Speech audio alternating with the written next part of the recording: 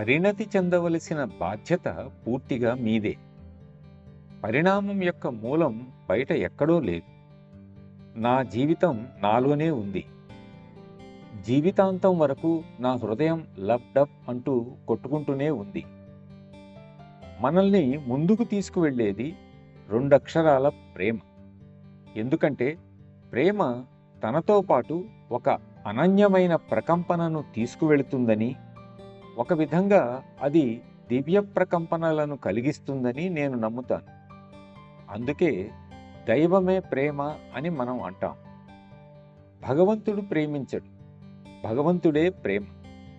మనం ప్రేమించినప్పుడు భగవంతుడు దైవం అవుతాడు, లేదా మనల్ని దైవంగా మారుస్తాడు.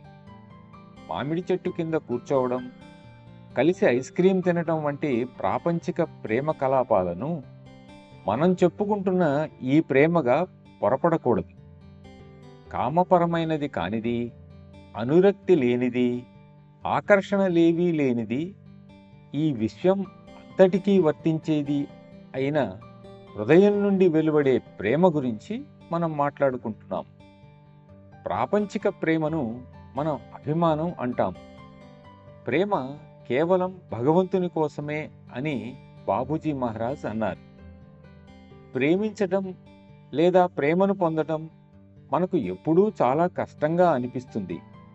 దీనిని బట్టి ప్రేమ మన కోసం కాదు అనేది అందరూ తెలుసుకోవాలి. కానీ మనం ఆ విధమైన నిర్ధారణకు రాలేకపోతున్నాం.